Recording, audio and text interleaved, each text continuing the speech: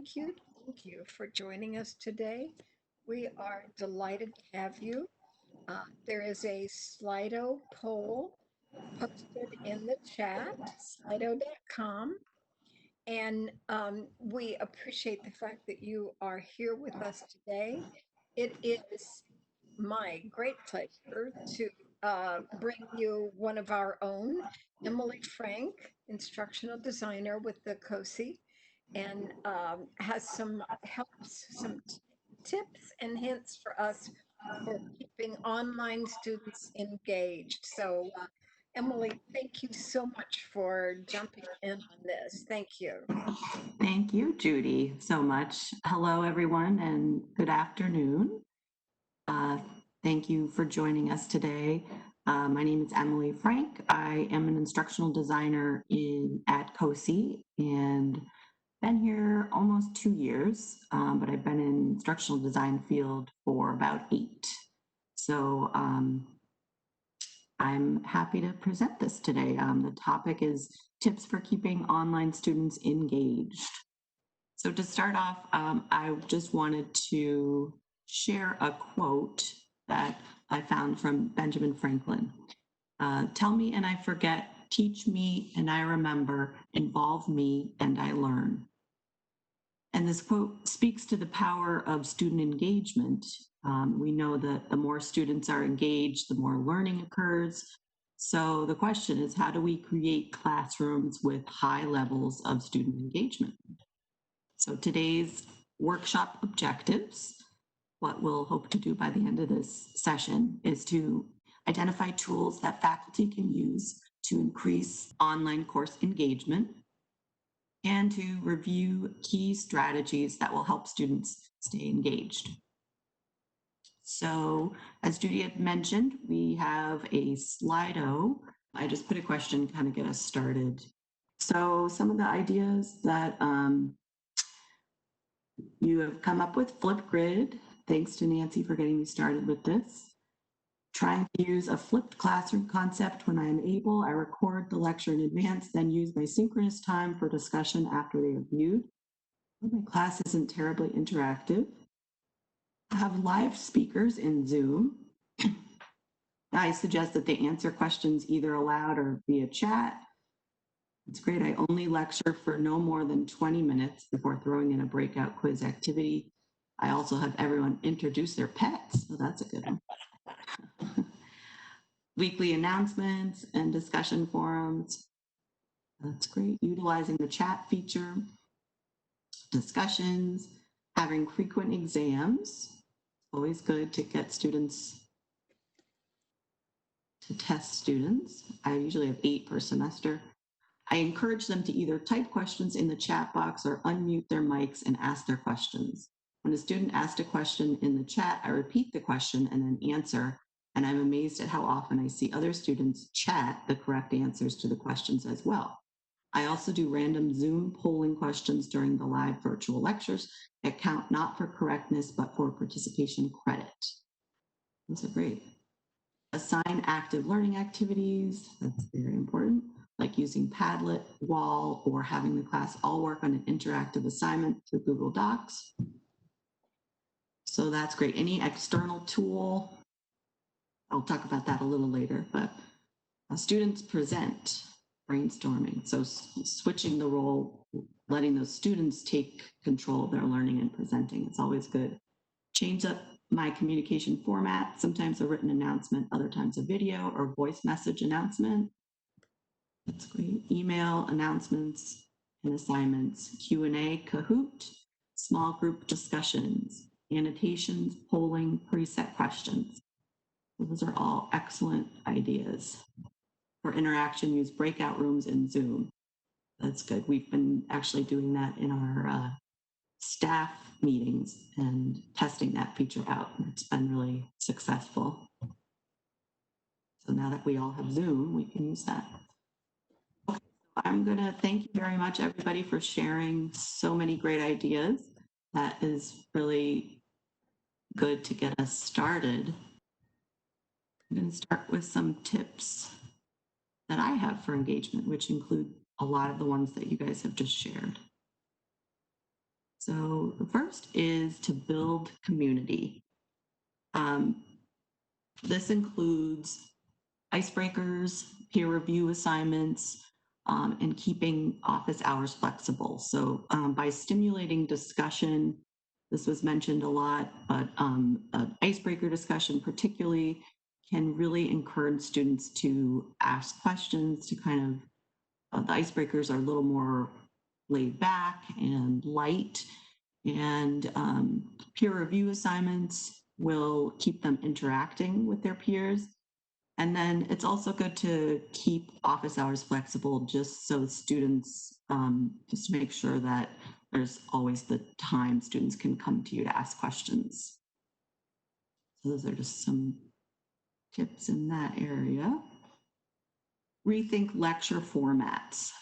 So it's really good to keep your videos short. I'd say it's helpful to make lecture segments less than 15 minutes long and to focus on a particular topic, allowing students to direct their attention to one concept and to rewatch it if they want to, or take breaks if they need to. Students kind of lose that attention span, I'd say, after 15 minutes. So that's really important. And then to create quick practice quizzes. I know someone mentioned that before, that they make 8 exams in a course. But the practice quizzes are really helpful because they're not graded. They can improve student outcomes. Classroom studies have shown that students who are frequently quizzed learned more and they reported greater satisfaction. I'll talk about that a little bit later with the practice quizzes as a tool. Add some fun. Someone mentioned using FlipGrid. So any external tool that you want to try and kind of experiment with in your class, students will really enjoy. And I'd say a little humor can go a long way. If you want to use external tool, maybe play music during the live session, add some memes to your course, add a funny video, really can go volumes with your students and their engagement level. And don't be afraid, to try a new tool. Really, that's, students really appreciate it. And if something goes wrong, that's just part of the working at the kinks. So, and you notice that I used Slido earlier. This was actually my first time using Slido. So there could have been something that went wrong and it didn't, but it worked out well. So one other way is to provide active learning activities. We want to get your learners out of their chairs and get them involved in active hands-on learning. You can assign your online students to interview people working in the field, kind of something different, or otherwise kind of bring their learning out into the community where they live. Also, things that are relevant to what they'll be doing when they graduate, case studies, group projects, gathering and analyzing local data. Those are just a few of the examples of some active learning that you can bring into your classroom. Okay, so now I'm just going to go over a few specific tools in Canvas that you can use in your classroom. So this is the icebreaker discussion board. Research consistently shows that in an online environment, it's especially important to create a sense of community to keep students engaged. Icebreaker discussion forums are really good for this. They have the ability to set the tone for the course, and students can build relationships early on in the term. You can kind of, they're light and they can be graded or not graded, up to you, but it's kind of a way to start the semester off right.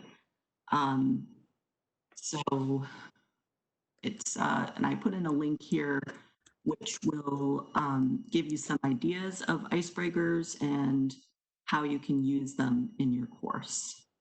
So, and I will share this, we'll share this PowerPoint at the end so you can access that. Peer review. So this is a great way to increase student engagement and to deepen learning. This is a tool that can be enabled in an assignment in Canvas.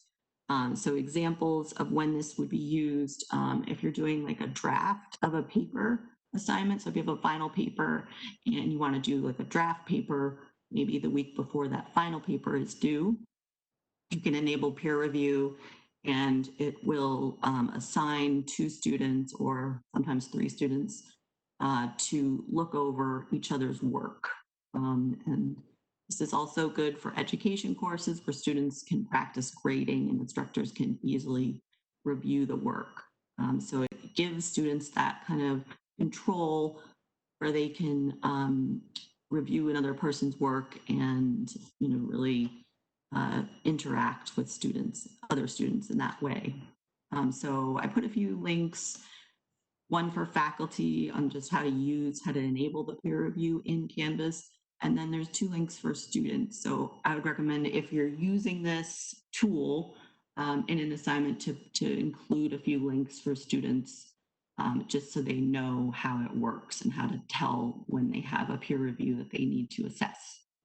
And then last, practice quizzes. Practice quizzes give students that practice they need to see how they fare on the material without the anxiety of taking a real quiz. Giving them the practice to gain the skills that they need will boost their confidence and get them engaged in the material.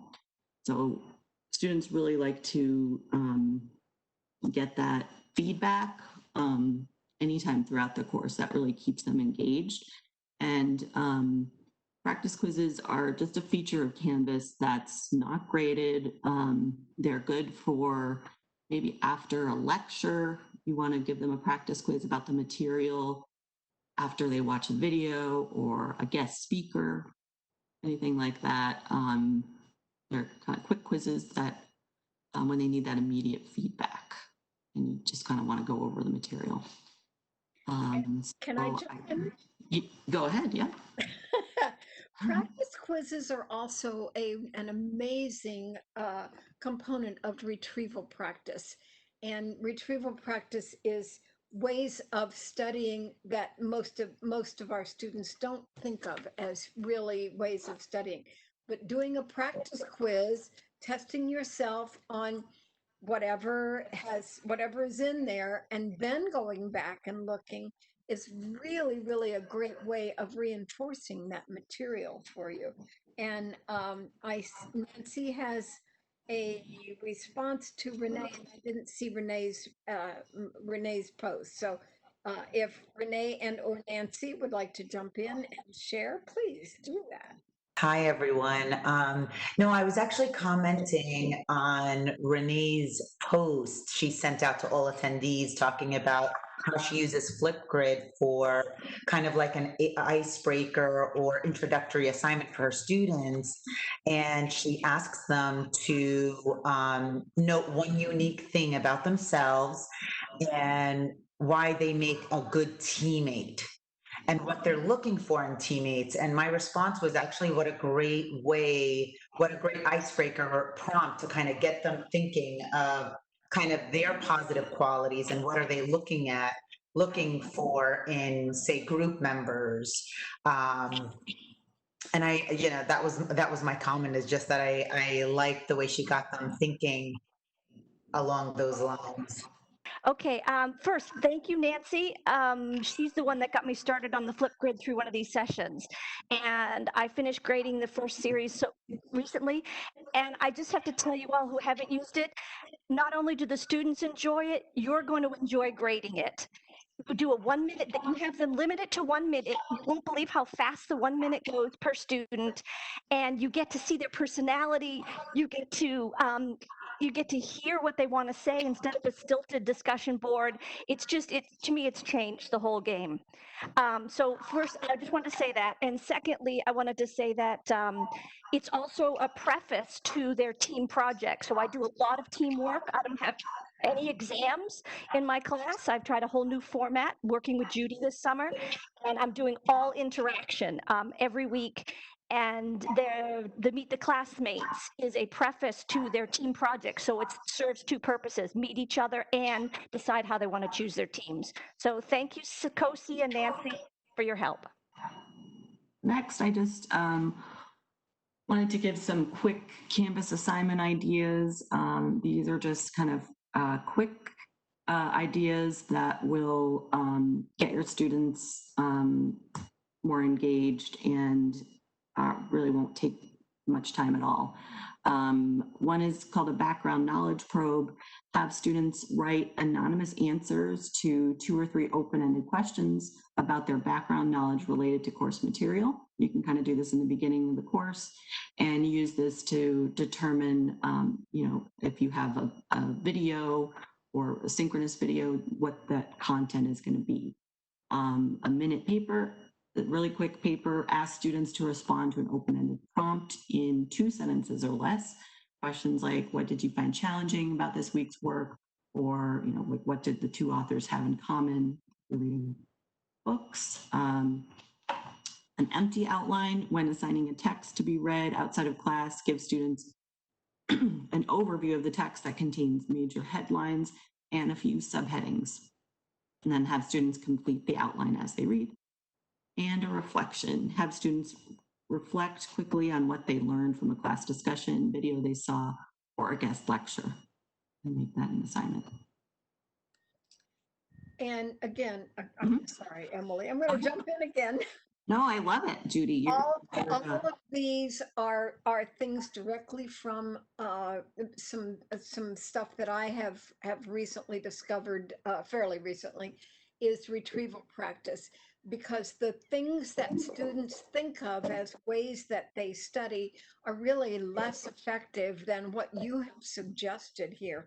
So your previous one on the background knowledge probe, writing down everything that they know about a given topic is such a great way of providing, of them assessing what they know and then going back and reviewing and figuring out what they didn't know from that, as well as the minute paper. What did you find that worked for this time? So all of this has to do with how we interact with the content and how we interact with each other.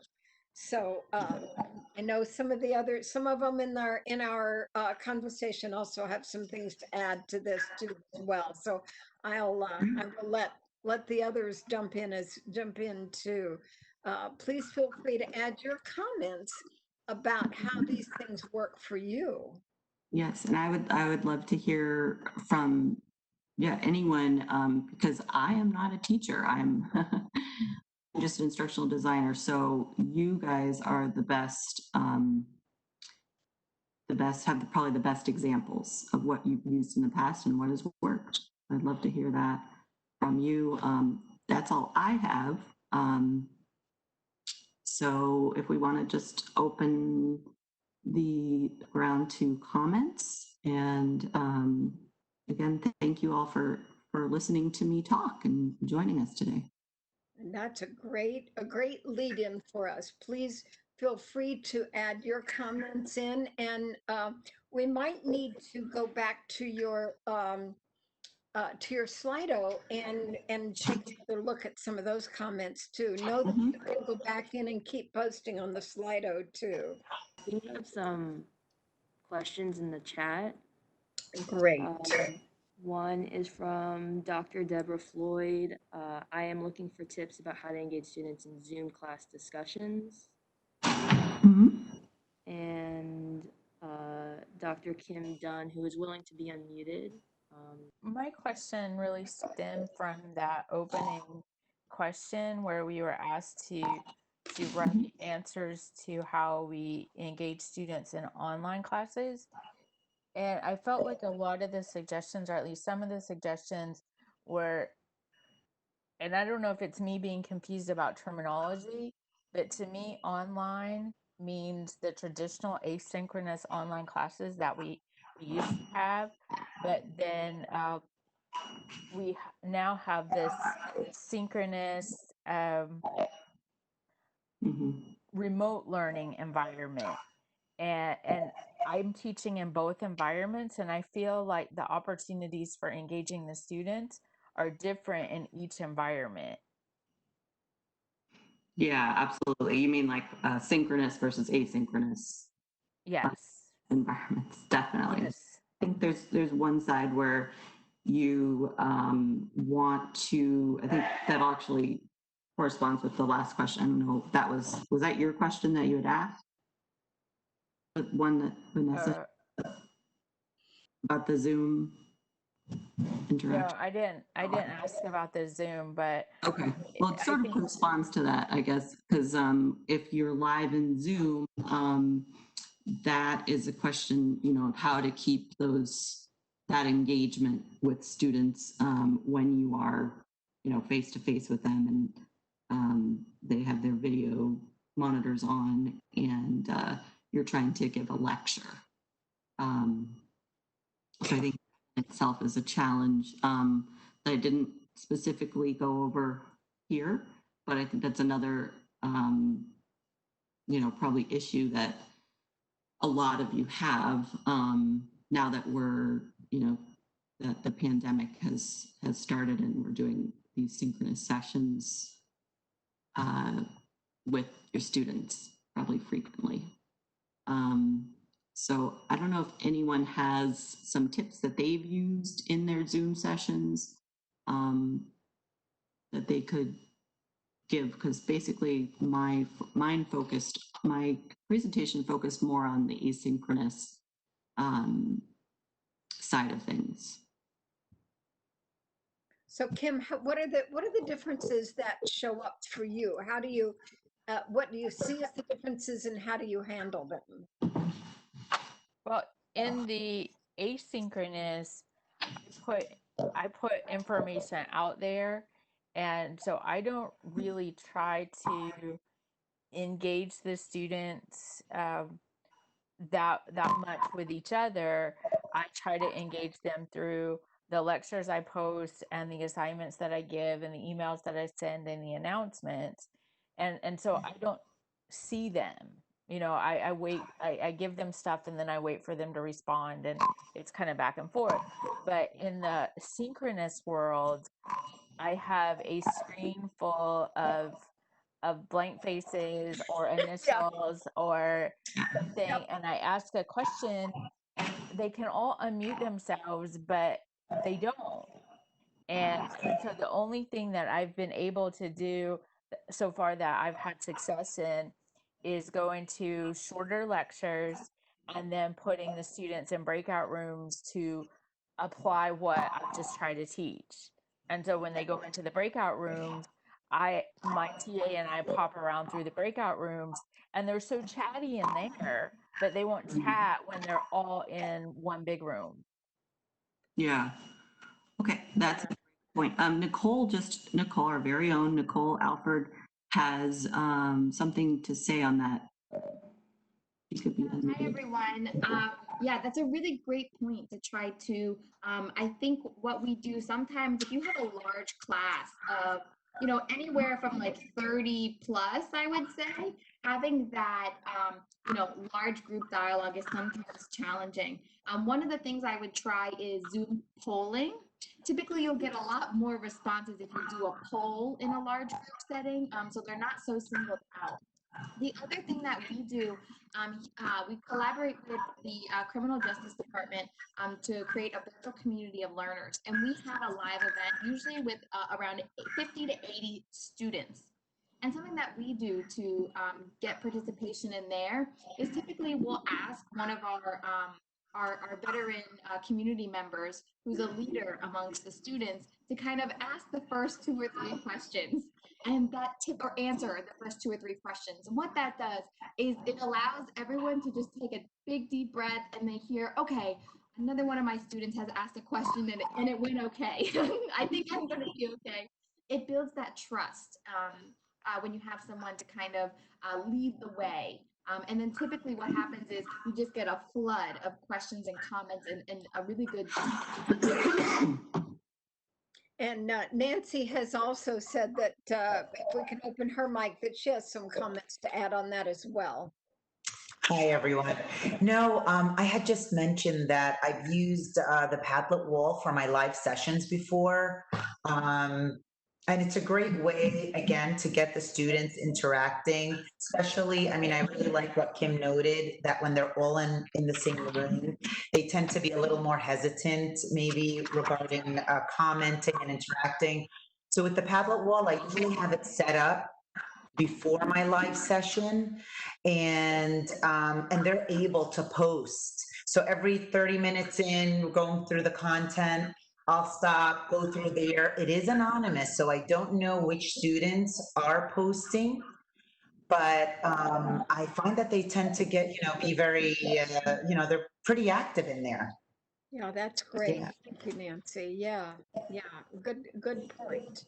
And having them address various topics based on the content is also another really effective tool. Rebecca, did you want to address your question, your concern?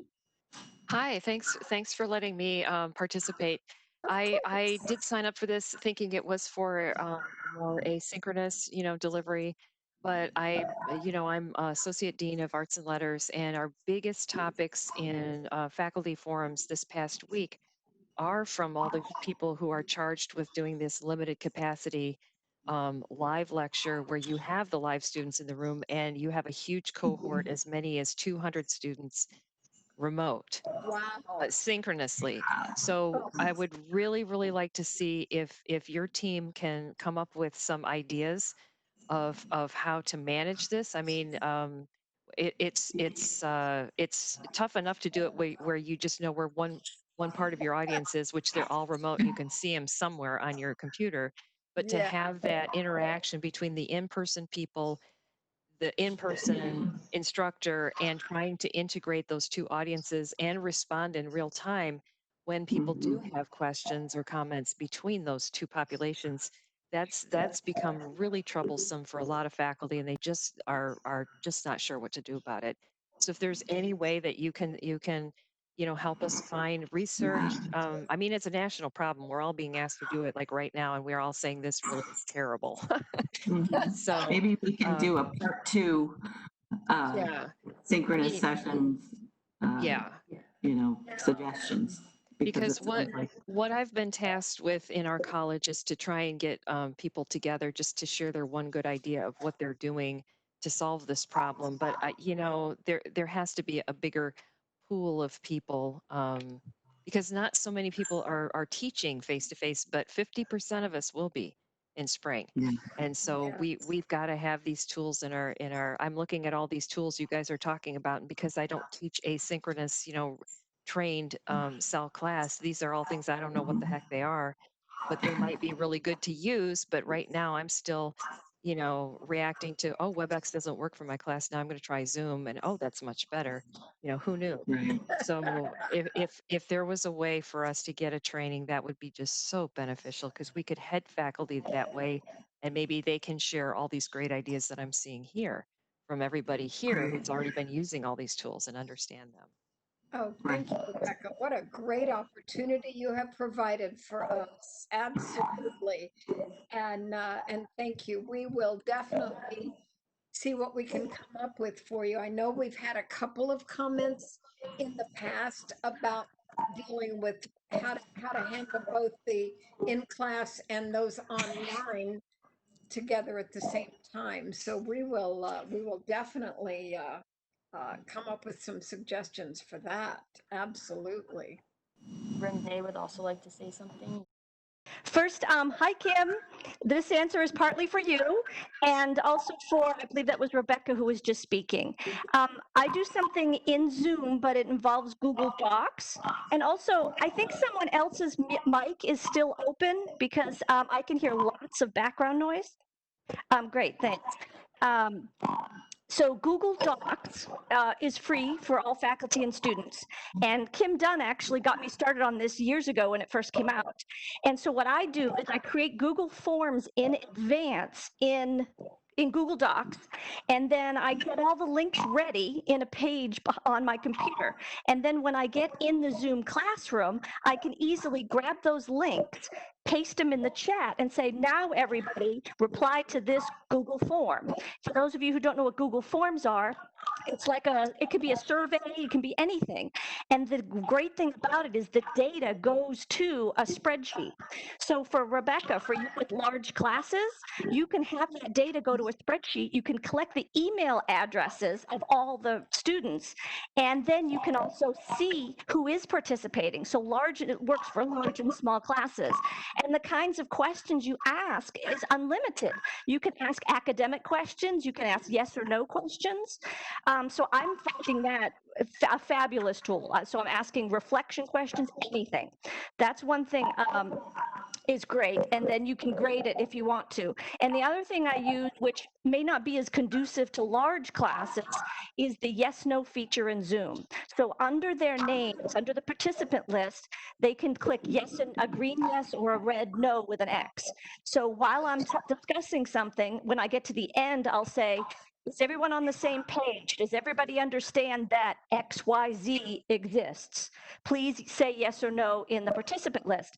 And then they click yes or no, and I can scroll through the participant list and see who's paying attention, basically. And if they're not, at the end of the session, I send a quick message in Canvas to them privately saying, I know you weren't participating in the yes and no's, or you're having issues with your technology. And one more thing, just because I'm learning a lot of students are having audio issues. So the idea that they are shy about opening their mic, but some truly are, like listening while they're at work, or they're in a position where three other people are using internet that same moment in their house. So that asynchronous thing with Google Chat, it's the equivalent, it's the typing equivalent of them opening their mic, basically. But especially for large classes, the bandwidth is an issue for a lot of students. And just one more thing about Zoom polls is when you set up your Zoom classroom, even if it's through your Canvas, the names are not attached. So when you go into Zoom to check your reports, it's called your engaged usage reports, the names of the students will not show up in the poll. You can see the general percentage of answers, but you can't see who's engaging. So I love Zoom polls for a quick, hi, is everybody here? Is your audio visual, is your audio working today kind of question? But if you really want to see who's engaged, Zoom polls do not do that. And we do not have students register via their emails because that's a whole separate access issue. So just be wary. If you really want to know how students are engaged, try Google Forms. That way you can see, and then you can go in and email them if you notice they're not engaged. So just some things I've learned. It's been an adventure. Enjoy. Bye. It is indeed an adventure. Thank you, Renee, Yes. for sharing with us. That's beautiful. We appreciate that. Yeah, Rebecca, I hope that helped you with some of your questions. Yeah, and Nicole has indicated that one of the things that we have suggested is to make connections. Yeah, and I thought that I could see the student names in polls, but there's also another report that gives everything that happened during the whole session in Zoom that I've gone in. That's been kind of interesting. Yeah, log in time, log out time. Okay, and so Nicole, you want to jump in? Sure, yeah. So one of the things that we do once a month with faculty from all departments, all colleges across the university is called Faculty Lounge Live. And I know we have maybe some of you who have attended that. And it's basically an open forum kind of across the university about how faculty are engaging with their students and how are they adjusting to the modalities, what tips and tricks that they're using. And that's where a lot of the things that I put in the chat came from. I know Rosemary Rayhill had a really, really great idea to have like a partner. So one one student who is online partners with a student who's face to face, or maybe 3 and 3, depending on the size of the class. And they share notes. They can have like a class dialogue about, oh, my internet went out, from this time to this time. Did anyone catch the notes on that? And it's a way to build community in a large class. And so I think that was a really, really great idea. And then the other thing is if you're in one of those classrooms that's web enabled from the Office of Information Technology have set up this high flex learning environment, is having maybe a couple students just be the advocates for the day or the class period, where they help you kind of and the students kind of make sure that the online students who are virtual or remote get their questions answered in that real time. Maybe setting up some sort of like protocol, like at 15-minute intervals, if you want to give me like a thumbs up in class that there is a question in the online chat and things like that. Again, these are all suggestions that from faculty to faculty that were discussed in the Faculty Lounge Lives that happen about once a month. And luckily, it's actually this Wednesday at 3. And so I can send the information for that in the chat as well. And then we also have a hand raised in the chat. So I'm Michelle Papanaya. You are now unmuted. So I know Renee, I believe, was talking about not being able to see the student names.